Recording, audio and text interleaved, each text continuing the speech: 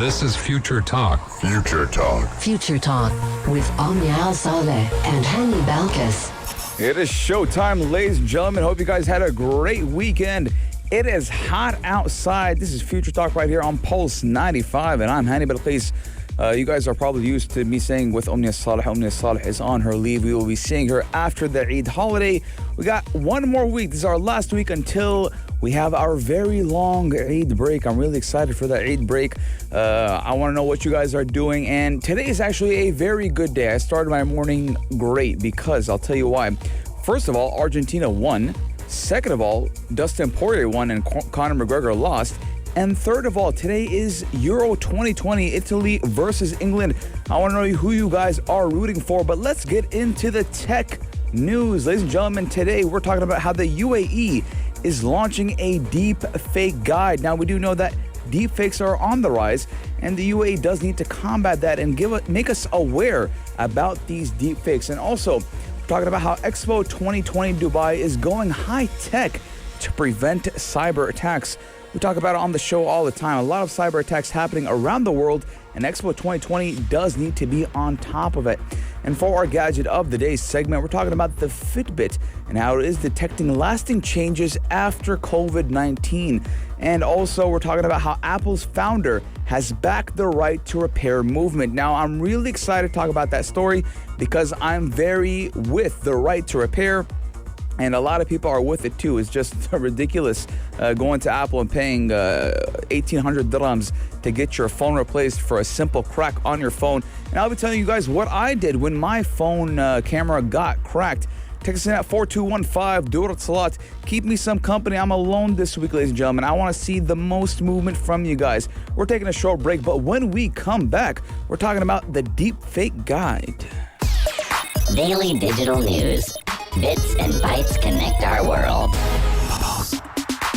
Ladies and gentlemen, today we're talking about deepfakes. Every couple of weeks, we got new news about deepfakes. And today, the UAE has launched a deepfake guide. Now, the UAE National Program for Artificial Intelligence has launched a deepfake guide that will actually help the public understand the harmful as well as helpful uses of this new and emerging technology. Now, for those who don't know, deepfake is actually the use of various techniques like artificial intelligence, better known as AI, to create fake audio and video clips to make it look genuine and convincing with the aim to basically deceive someone. Now, this technology is now becoming rampant and has been found to some incidents of even cyberbullying. Now, have you ever seen those TikTok videos, for example, Tom Cruise doing something crazy, but it's not actually Tom Cruise? Now, the first time I ever saw a deep fake video was former U.S. President Barack Obama, when there was a video of him on Facebook speaking and saying some things, and it did cause a ruckus, but in the end, it wasn't him, and it was a deep fake.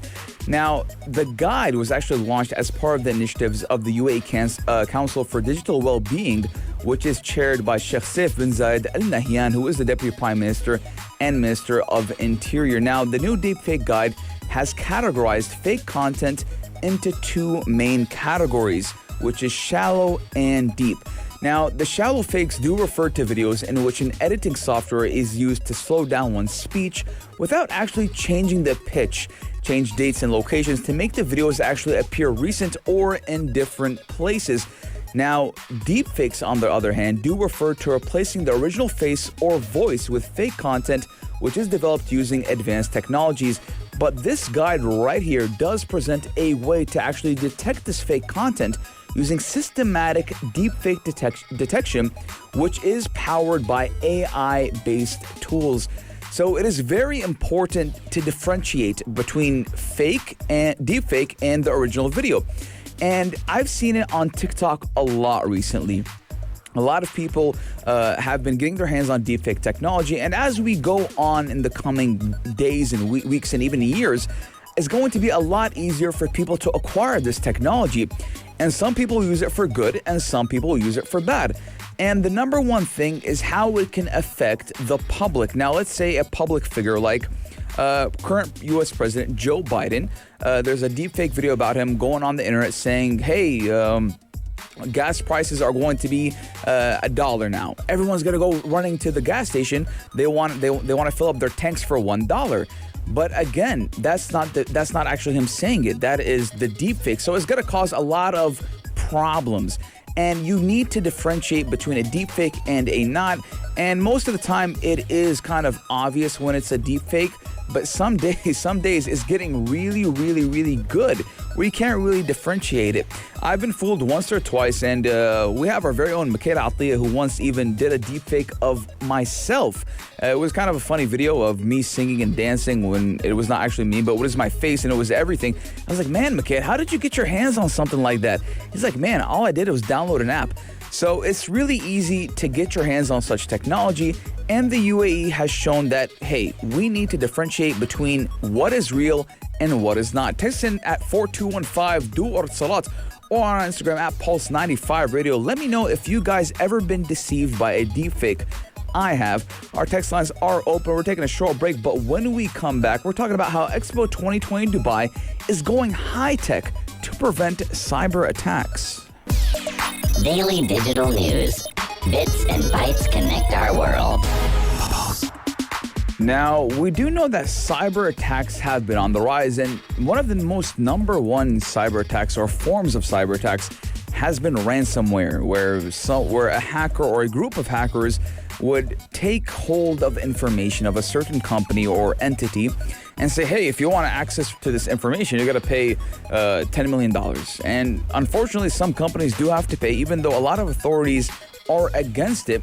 Now, Expo 2020 is actually going high-tech to prevent such cyber attacks. And I'm going to be telling you guys what they have in store. Now, we do know that Expo 2020 in Dubai has the world's most advanced security strategies in place to protect the mega event from cyber attacks.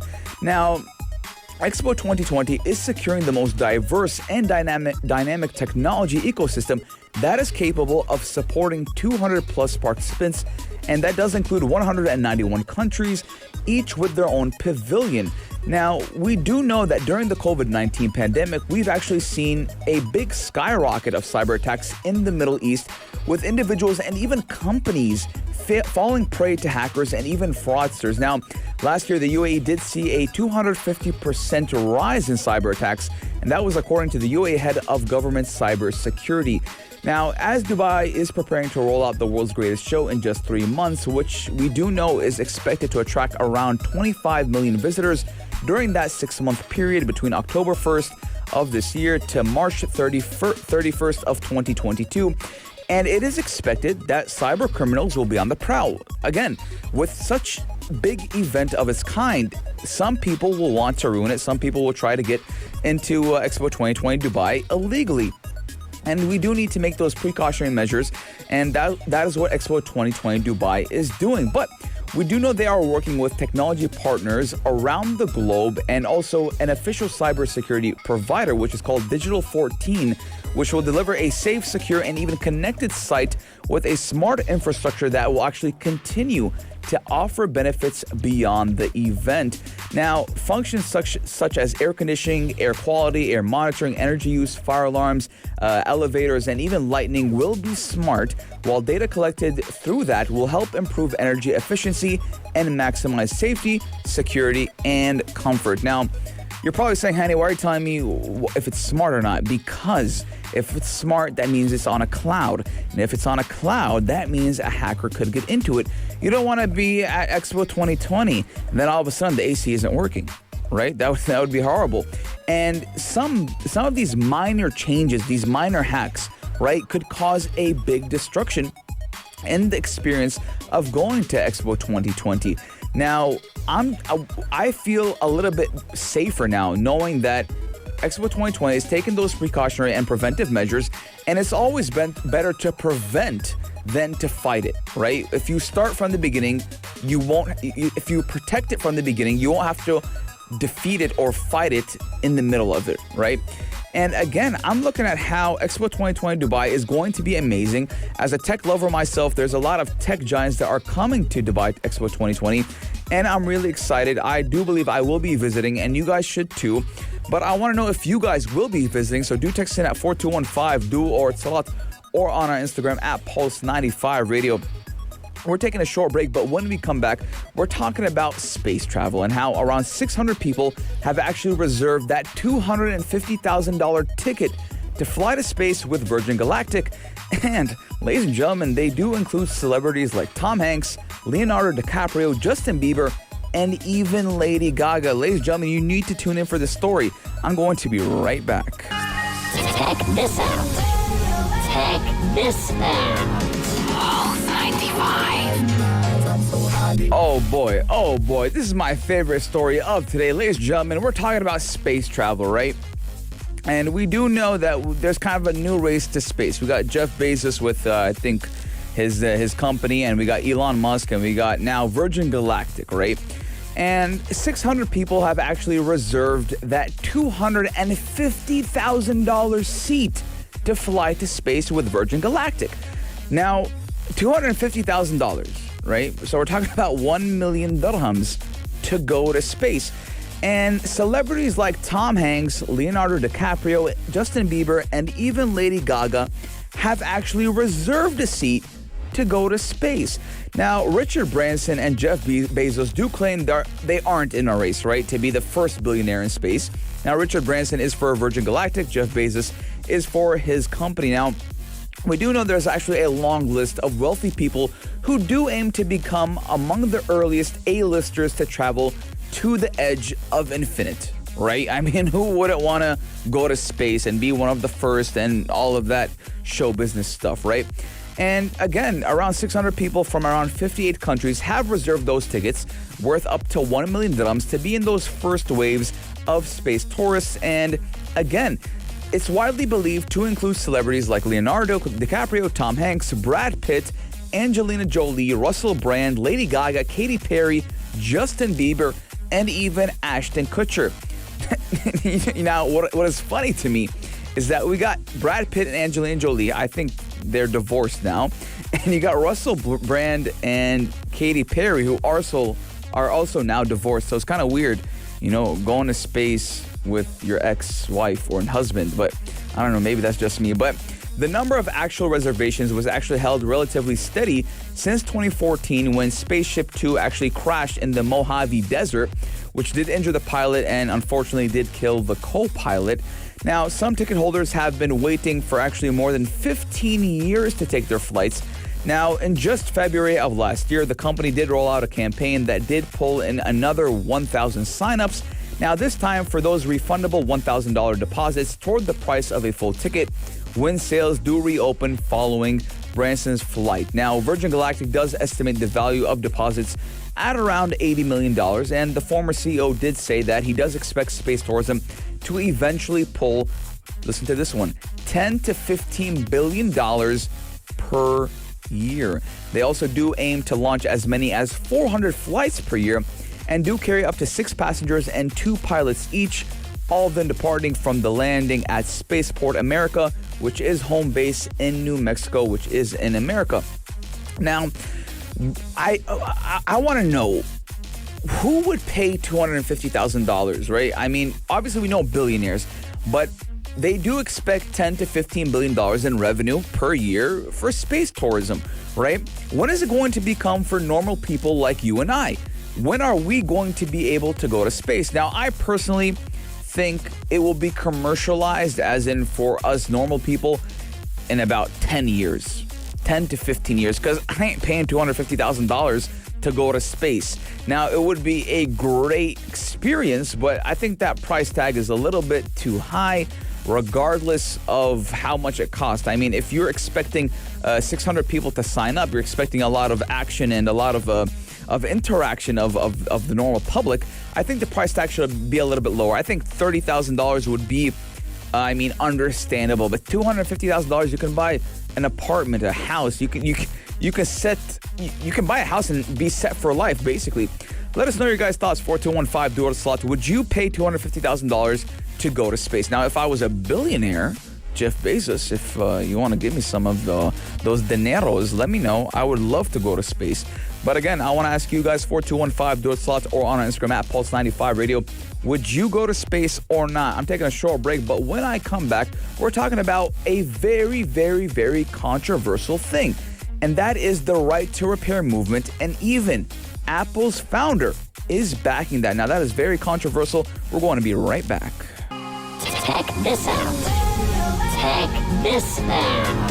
Oh, 95. Now, how often do you go to the repair shop or to Apple, and you're like, hey, my screen is cracked. I don't have Apple Care. Can you fix it? How much is it going to cost? And, they take it to the back. They come back out. They're like, hey, you're in luck because it's going to cost you around 1,500 dirhams. And that's kind of ridiculous to me. But now, Apple's founder does back the right to repair movement. Now, there has been a movement that has solely been going on in the U.S. where it does state that it's a law that says, hey, if a customer or consumer wants to repair their phone, they should have the right to, and there should be the accessories or the products, for example, the extra lens and all of that, should be actually on the market for them to buy and fix it. Now, Steve Wozniak, who is the Apple founder, does say he wants that movement to continue.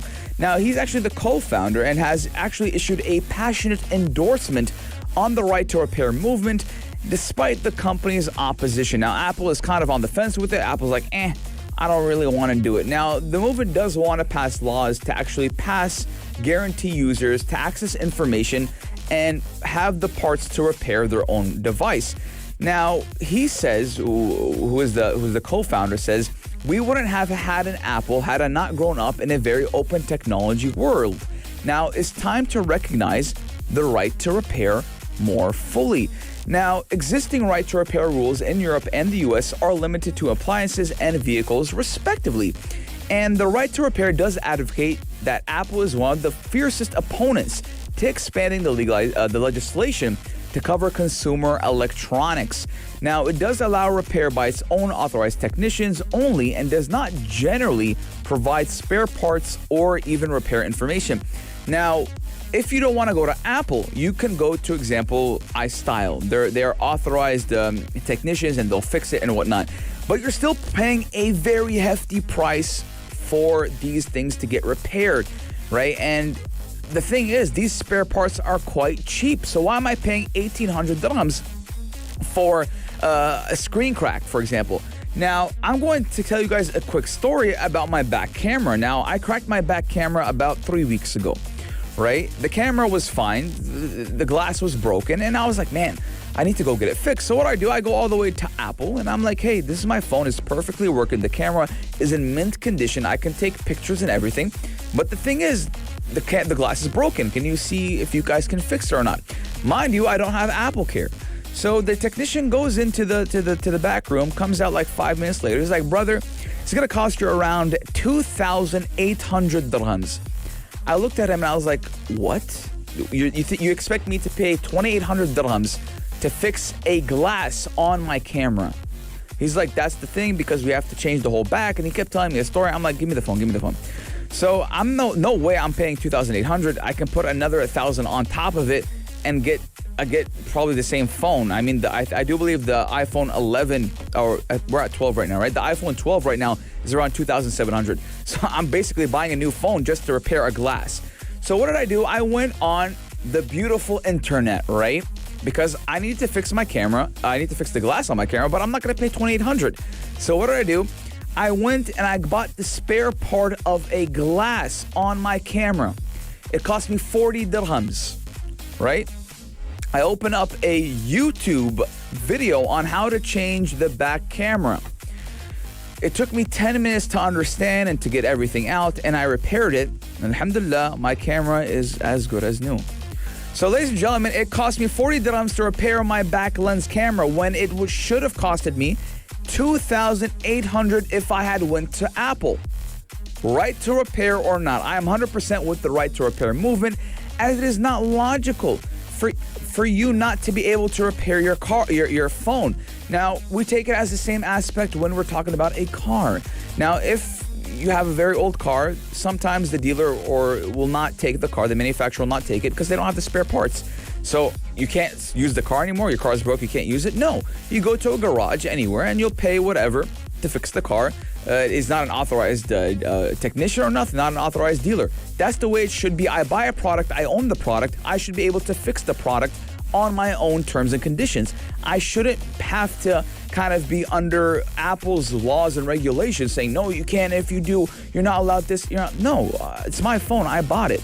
Now, I'm seeing in the EU, in the European Union, they have been having a lot of movements and a lot of laws have been passed for the right to repair, right? And even when the iPhone 12 came out and they're like, hey, we're not giving you chargers anymore, the EU was like, nah, buddy, you're giving us chargers, right? You're not going to play that game with me.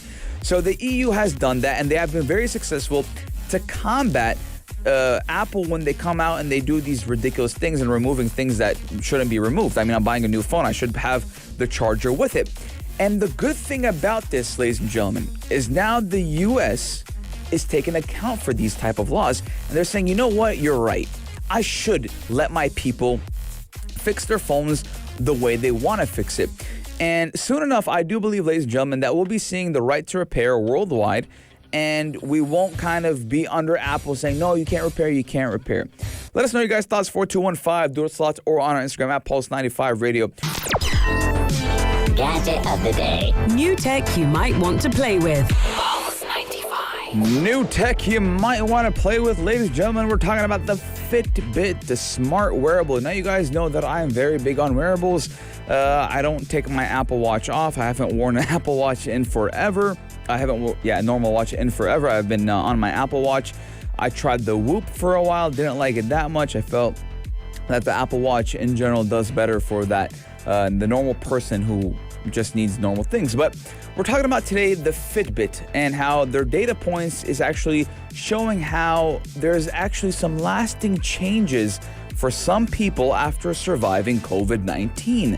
Now, this preliminary study does open up further avenues of inquiry on the long-term effects on COVID-19 on those who did fall ill and did get better from it. Now, a lot of people said after they were cured or healed from COVID-19, some for a month or two couldn't smell, right? They couldn't taste.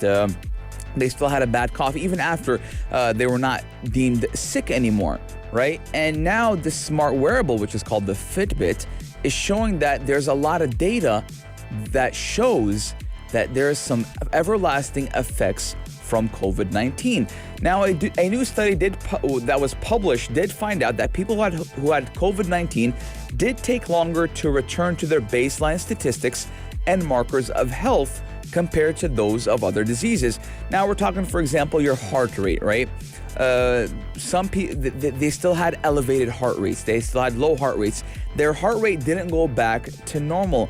Now, this study did focus on 875 individuals who did report symptoms of an acute respiratory illness and did undergo swab testing for COVID-19 and were found to be either positive or negative. Now, 234 were positive, 641 were negative. Now, there were actually a few key measurements that did differ between those who had been COVID-19 positive and those who had been negative. Now, those with COVID-19, they did tend to feel a little short drop in resting heart rate relative to their baseline after the start of symptoms showing. And then they had a sustained elevated heart rate, and they also did less physical activity, fewer steps as measured by step counting, and slept less compared to the time prior to the COVID-19 diagnosis. Now we're going to go to the positive individuals. Now, it did take about 79 days after symptoms onset for resting heart rate to return to normal, when step count and sleep quantity did take around 32 to 24 days. Now, the amount of time it did take for those measurements to return to baseline were unique to COVID-19 as well. Now, the new study does mean that there is everlasting effects from COVID-19. And they wouldn't actually have found this out if the Fitbit wasn't involved. And this goes to my main point of today, ladies and gentlemen. Wearables are becoming essential, right? For me, I'm attached to my Apple Watch. I know my dad is attached to his Apple Watch. My dad sleeps with his Apple Watch. He doesn't take it off unless it needs charging. I have another friend, showers, goes to bed, does everything with his Apple Watch. And there's a kind of safety and security, or shall I say peace of mind, when you're wearing a wearable, you know how your heart rate is going, you know if it's elevated, if it's lower. Sometimes when I'm in the gym, I know that certain exercises would elevate my heart rate, and I would check if my heart rate is a little bit tired today. So if it goes above 180, I know I'm overworking myself, etc. So wearables are coming very important in the health sector and the medical sector. That does show that they're giving these wearables to patients to monitor them. Now, this isn't the first time we've seen the medical sector use wearables to monitor their patients. Now, when COVID-19 first started, a lot of them were given watches that were specifically made for COVID-19 to track them, to see how their heart rate was going, to see if they needed help or not, and various other things. Now, I do hope soon we're done with this pandemic, man. I'm tired of this pandemic. I'm tired of everything. I mean, it does get pretty annoying and repetitive at one point in time. You're like, man, when does it stop? But again, we do need to take the preventive and precautionary measures that the UAE Ministry of Health and Authority did give us, which is obviously social distance, wear your mask, wash your hands, be clean as much as you can. And I do wish for the best. I do believe that all the way we'll stop having COVID, or, you know, it'll be much easier all the way in 2023. I remember in 2020, they were like, hey, COVID might stay around until 2024. I'm like, that's not happening. But it does look like that's the case. Ladies and gentlemen, I want to know your guys' thoughts. 4215 or on our Instagram at Pulse95 Radio. We've been getting a lot of text messages today, ladies and gentlemen. It's been popping. You guys have been keeping me company while I'm doing the show solo today. Omnia is on her leave. I hope she does have fun. A well-deserved leave. But this does conclude Future Talk for today, ladies and gentlemen. I hope you guys had as much fun as I did. And I'll be seeing you guys tomorrow, same time, same place, only here on Pulse 95. But I'll be opening up the airwaves for Afternoon Karak, the Dream Team, Aisha Al-Mazmi and Makeda Atiyah, to give you everything you need to know about what's happening in the world of entertainment, movies, series, games, whatever is happening in pop culture, they got it. Keep Pulse 95 locked because the show don't stop. If you liked this episode of Future Talk, drop a like and subscribe. Pulse 95. Be sure to follow us on Instagram for all our daily updates and top stories.